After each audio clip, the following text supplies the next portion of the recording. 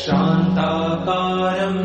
भुजगशयनं पद्मनाभं सुरेशम् विश्वाधारं गगनसदृशं मेघवर्णं शुभांगम् लक्ष्मीकान्तं कमलनयनं योगिभिर्ध्यानगम्यम् वन्दे विष्णुं भवभयहरं सर्वलोकैकनाथम्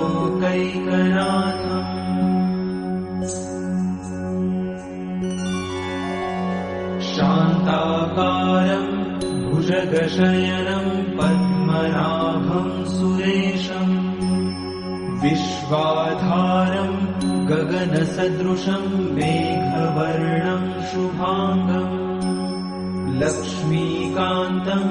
कमलनयनं योगिभिर्ध्यानगम्यम् वन्दे विष्णुं भवभयहरं सर्वलोकैकनाथम्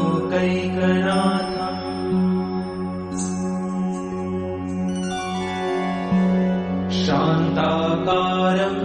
भुजगशयनं पद्मनाभं सुरेशम् विश्वाधारं गगनसदृशं मेघवर्णं